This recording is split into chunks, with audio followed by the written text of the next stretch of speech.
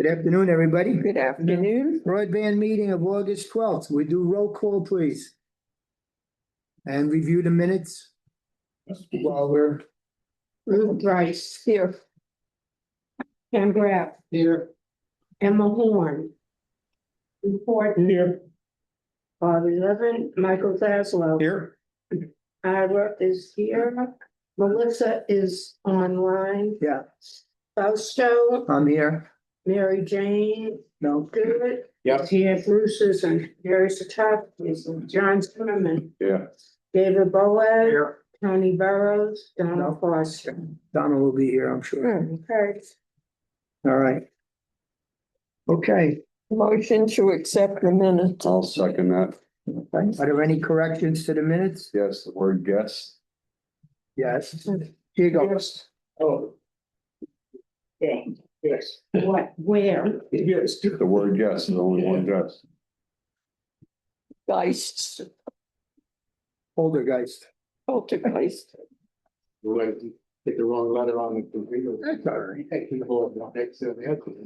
That happens. That happens. What it was.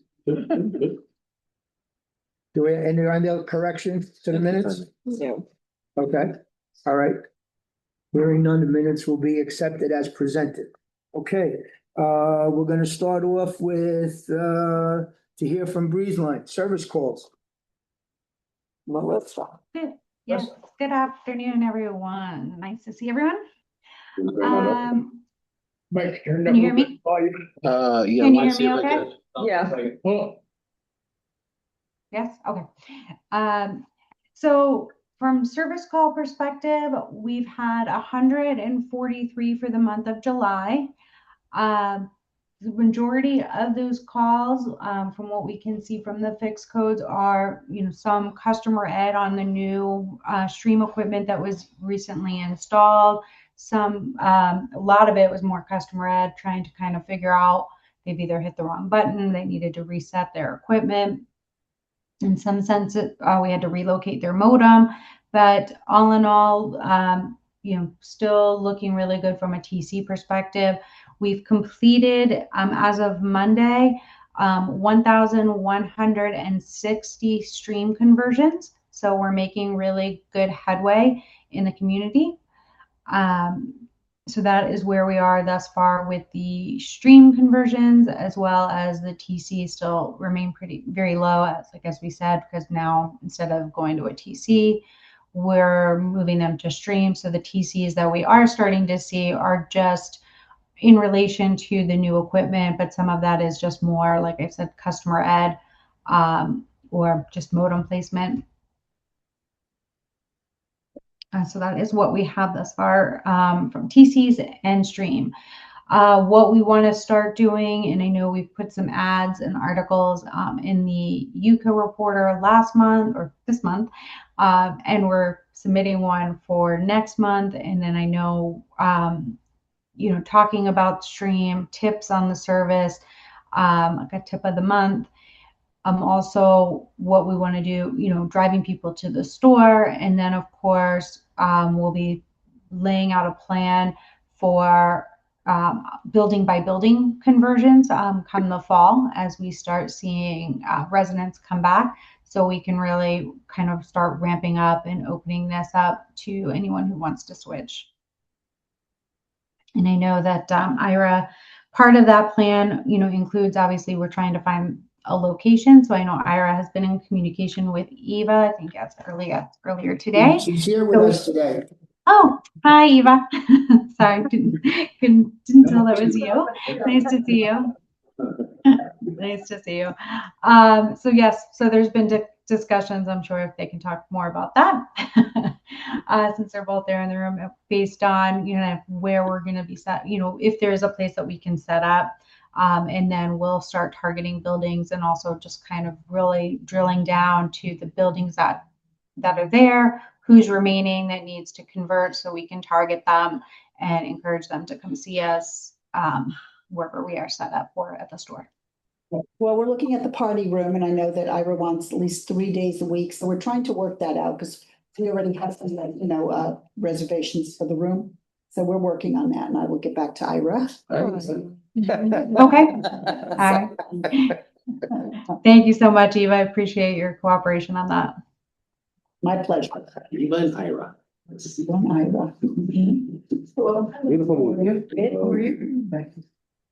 On our end, we want to continue, like Melissa mentioned, there's a lot of education of the new products. So just making sure the guys continue to take your time to educate the customers properly when doing the transition. It's a key for us. So we continue to push that and also we continue to evaluate the guys that are working here.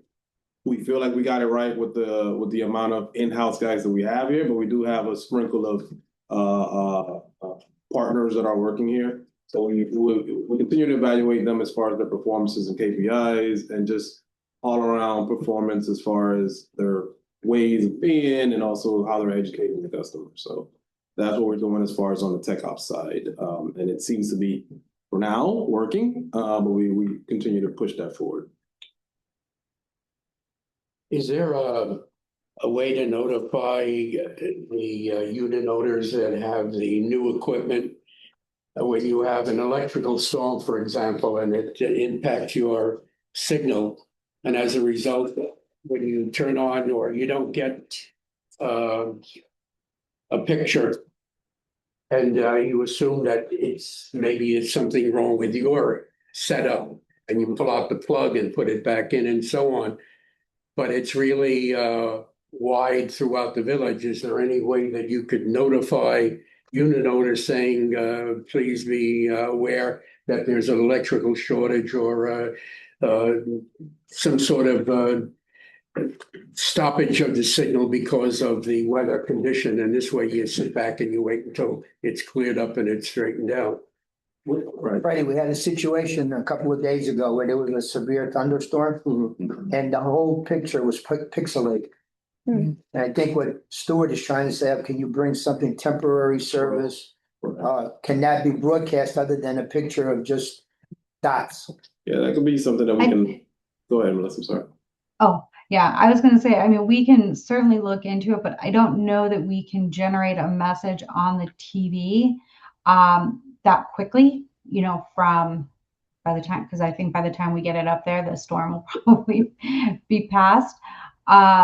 But we can certainly take a look to see how else we can maybe notify residents, what's happening during the storm and then what to do after the storm. Because I know that some of what these TCs that we've seen where we've just gone in and it was just as simple as resetting the modem that may have gone out during that storm. And I know that's also some feedback that we've heard from residents in regards to the new service, is that when there is a flicker or storm that might, do a little bit of a brownout, their services go out and they have to restart.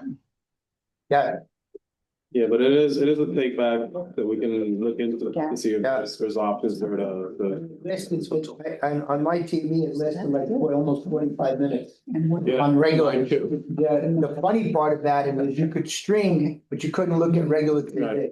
So it was definitely a signal problem.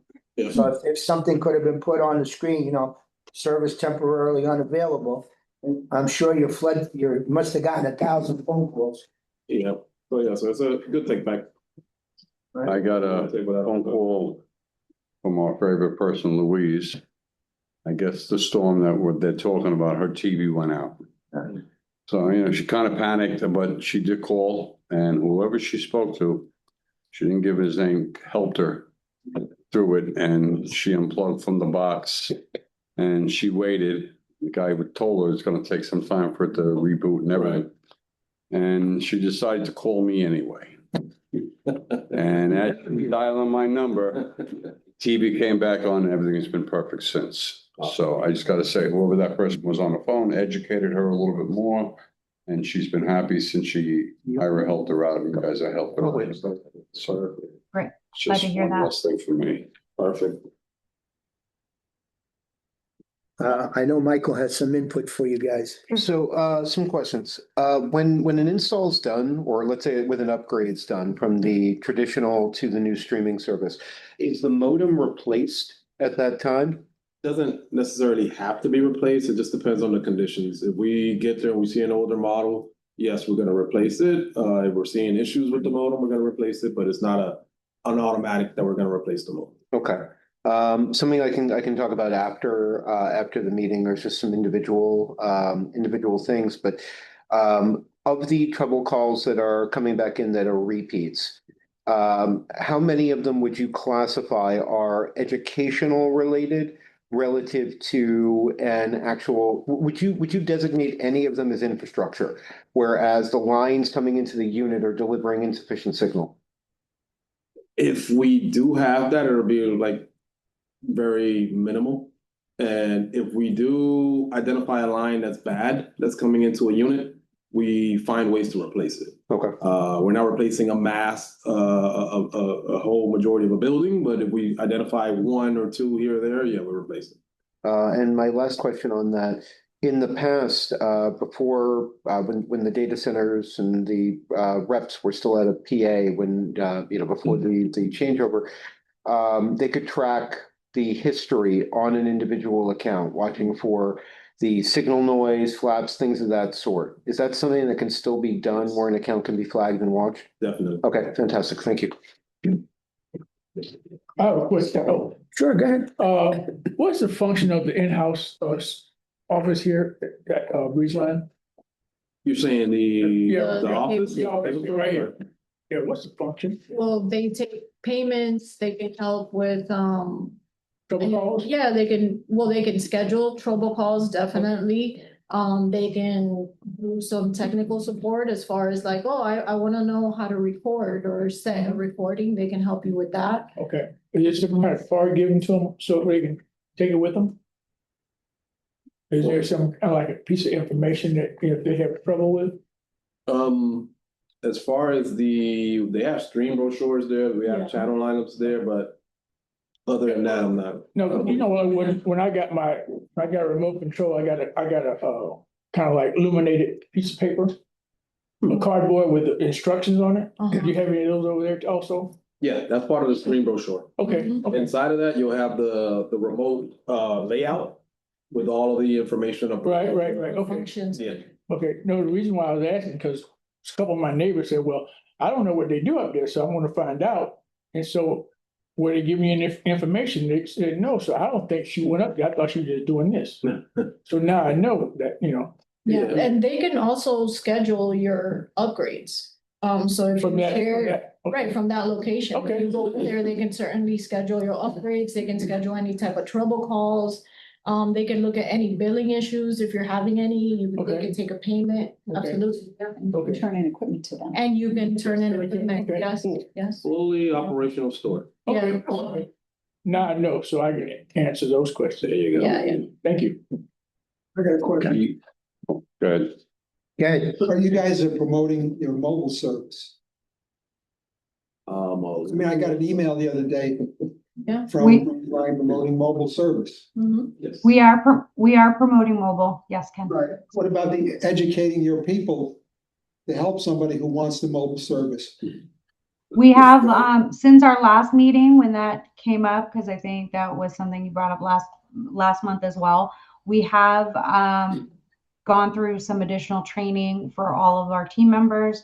It is a kind of what they call it, a BYO device, so bring your own device. So we obviously don't sell mobile phones. You can't buy one from us, but it's a, either the SIM card or, and they should be able to, they won't touch the device, so they won't insert any SIM cards or take any out because of liability, but they should be able to now, kind of educate them on what they need to do, make sure that if they're contacting their other provider, if they're porting their phone number, that there's a PIN number that they need from their other provider so that we can move forward with the port. So yes, since our last meeting, we've all kind of got a little bit more educated and made sure the front counter teams are educated as well. I have one other Yes, question.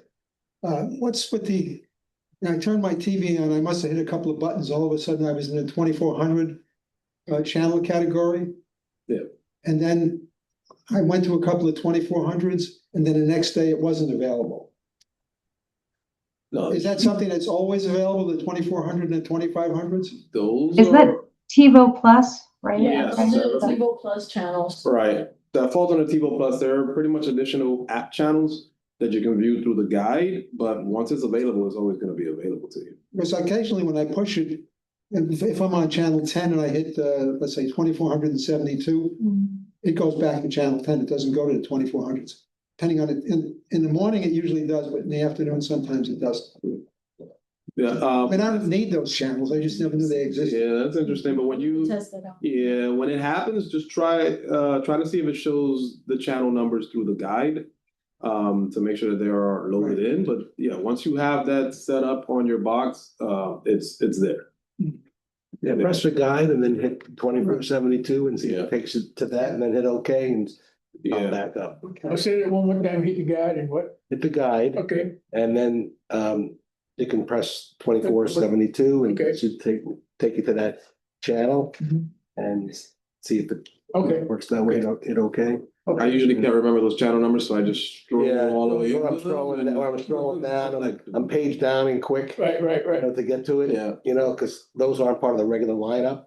Okay, They're affiliated through like an app, The the TiVo. TiVo, yeah. TiVo Plus app. yeah, Right. okay. Those are just small bonus channels that Okay. were added Okay. to cost. Go ahead, John. Sounds good. Last week, we had, I think, 2 or 3 people in the last 2 weeks coming here looking for the channel guide itself. Does the Breeze Line store have that on their countertop? And if it's okay with us, or can we get a copy of it here and print Yeah, it? sure.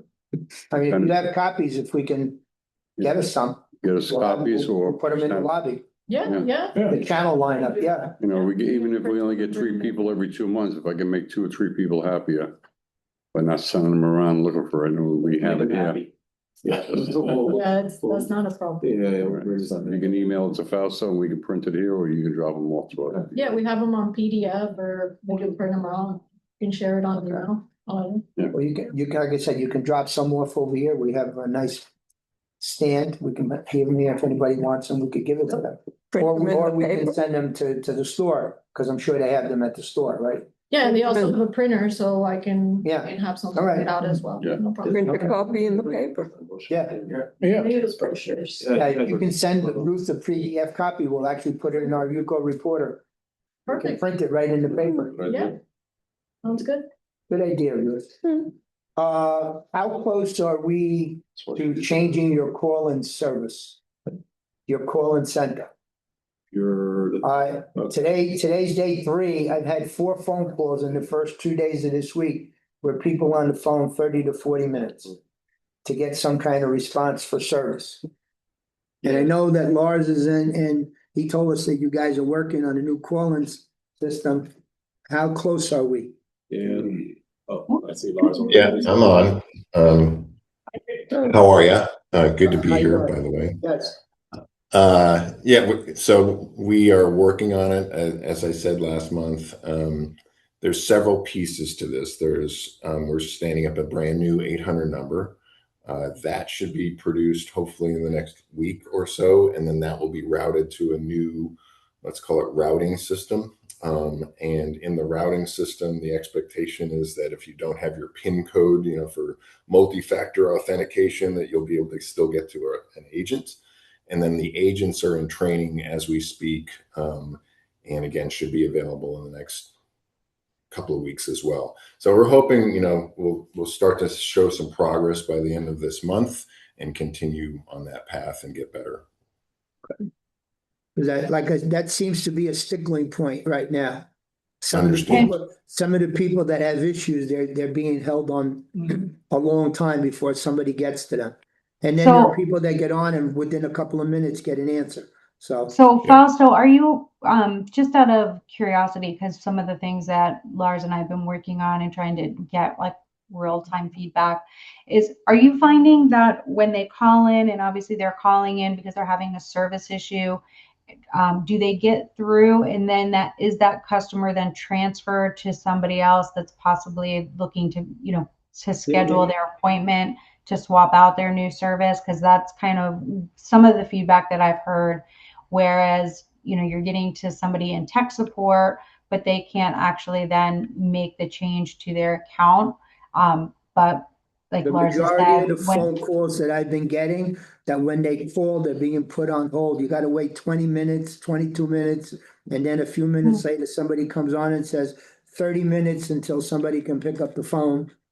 These are the, and some of them, all the ones that I've been able to get in writing, we have sent to Ira. So you have it documented, what dates, what line, what type of service they have.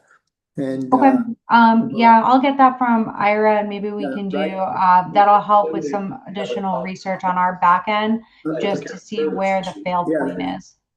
Yeah, go ahead. Yeah. Yeah, on the other side of that, I will say that I've had the same people say they've had an inconsistent experience with it, where they'll call and they'll run into that, but then they'll call, a week later and they'll be on hold for 30 seconds to a minute. Right. And they're sorted straight in. So when it is on point, it's very on point. So there is the other side of it too. I thought there was a certain number of Century Village residents to call. There is. Yeah, There is.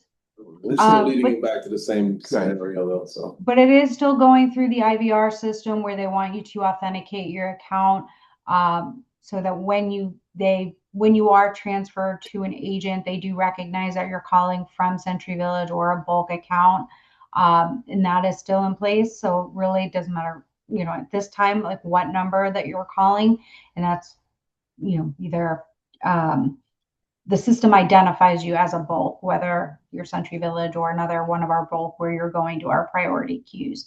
But there are some inconsistencies, which like Lars has mentioned, we are working on it, we're looking into. So any of that feedback is really great. And, because yes, our SLAs, like Mike said, if you call and you get picked up, most of the time pretty quickly. Then we have these nuances where, somebody's getting lost in a queue somewhere and they're 30 plus minutes. Those are things that we definitely need to hear about, so we can get that information and so we can just research it further back on where the fail point is. My question for Lars, when you switch to this new Fallen Center, will they still need that PIN number in order to get service? No, they should be able to bypass and get to an agent to have that discussion. They'll still need to authenticate in some way, but they don't necessarily have to use the PIN code. Okay. And Melissa, keep me honest on that. Yeah, that's one of the things that we're working on, but like just because of privacy and security and all of those things that we're working to protect people's accounts, is when you call, we want to make sure that we are talking to the account holder. Understanding that because of where the PIN is located today, some people don't get a bill, so they may not see it, and then that gets them kind of caught up just trying to get through the IVR. But when you actually speak to an agent, if you don't know your PIN, they'll use the multi-factor, so they'll send you either a text message or call, and they'll be able to, you get the 6-digit code. That's pretty common nowadays on a lot of things that you do to try to authenticate. But we're trying to bypass that PIN through the IVR, so that if you don't know it and you say it like 3 times that you don't know it, or you're just guessing, then yes, sometimes you may get flipped into who knows where on the call center. Okay, all right. To be honest. But you do want billing with no invoices, direct payment, and if you don't have a bill, you don't know what that is. So Understand. maybe a thought that when a person's account is set up, he's given something with that PIN number on there and say, you need to hold on to this. So if you have service, you're going to need to do this, and give it to each individual account holder. Yes. We're doing that on new connects for sure. I'm not sure how that's being done, with an upgrade, but for sure. But once you get through and you don't know your PIN, the agent will ask you to set one up, and then basically then you can create whatever number that you want, and then hopefully they write it down and they have it for future. Okay, Michael? Yeah, no, I know a few people who have taken to just writing down their network name, their password, and their PIN number in a Post-it and write right on or next to the modem just to have that handy. Yep. Okay.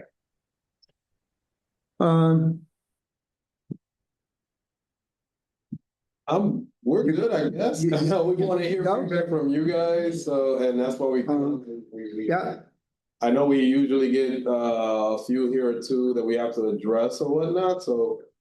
We're Well, going for that after the meeting, but Okay. definitely would love to just hear you guys' feedback. We want to continue to improve. I know that anything that we've gotten in writing, we've sent to Ira, so we have it on record.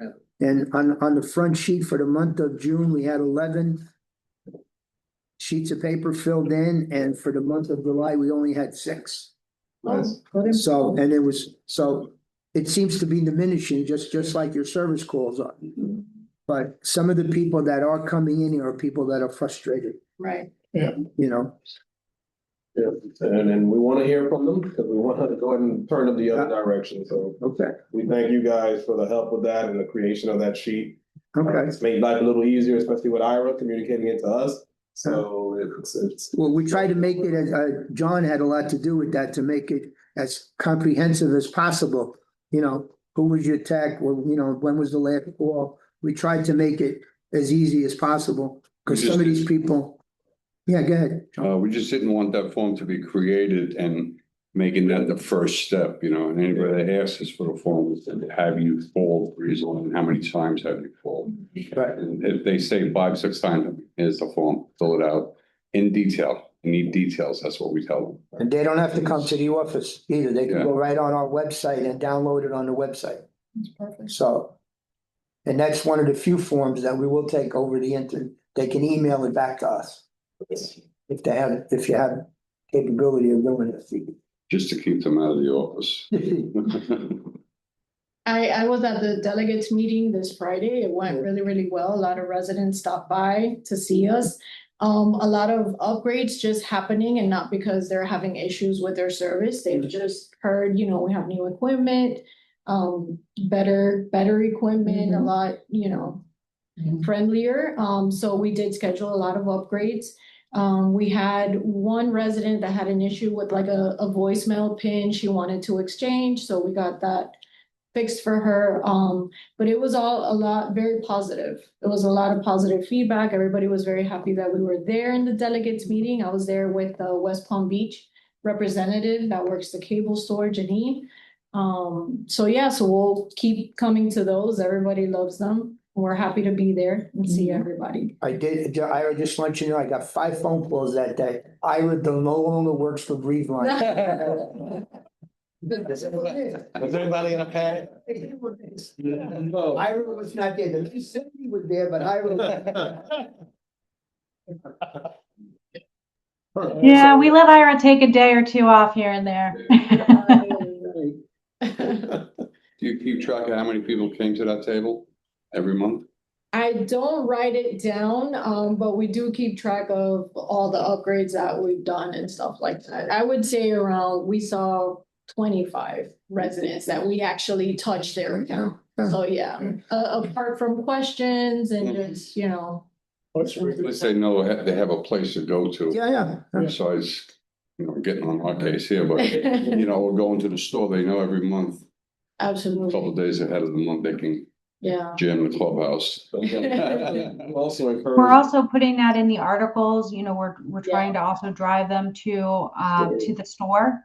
So they don't have to wait till the first of the month. They can come and see us anytime. Right away and Don't wait around with problems. Especially to schedule your upgrade. I mean, that takes one of the representatives a minute, 2 minutes just to schedule. And you don't have to get on the phone and wait or not wait, you know, whatever's happening. They can just show up and, you know, schedule their upgrade. It's quick, fast, and easy. Anybody on the committee have anything else they would like to bring up? Just one quick. Yes, sure. If you have the My Breezeline app on your phone, you can pick up the PIN number from that app. It comes right up. Yes, that is true. You have all your information on there, on the My Breezeline app. But not everybody has a smartphone. Yeah, I'm just saying, if you have that app. Yeah. We still have people that have smoke signals here. So for those that don't have a smartphone, if they happen to have a computer, they could do it online. They don't need to do it on, you know, in their hand.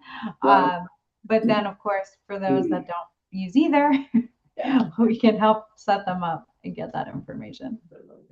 Just out of curiosity, are you getting any information about any of your providers that are either going to be dropping out of your service or being added on? As far as channels, you're meaning? Yeah, the programs that every once in a while there's a program that disappears. And you wonder if it's your equipment until you talk to other people and they say, yes, well, we turn to that station. It was not there anymore.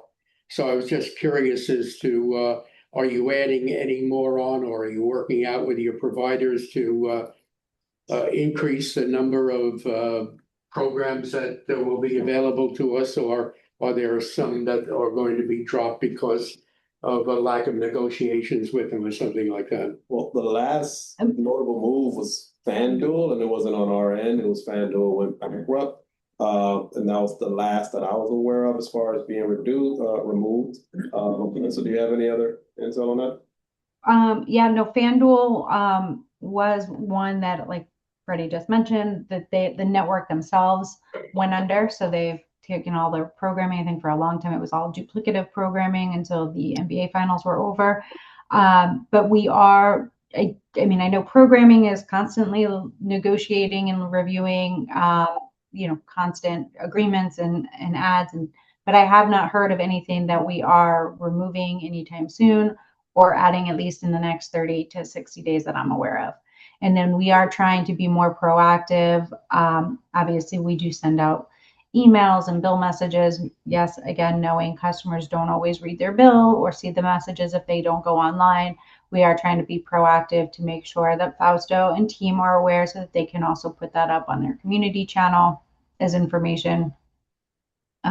Or if we know far enough in advance, we can also include it in any of the ads or articles that are being placed in the reporter. Okay. Okay, thank you.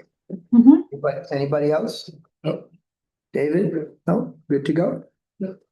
All right. If you have nothing else for us, we'll entertain a motion to adjourn. So got it. Okay. Thank you. Thanks. Thank you. Thank you. Thank you. Thank you. Yeah, thank you.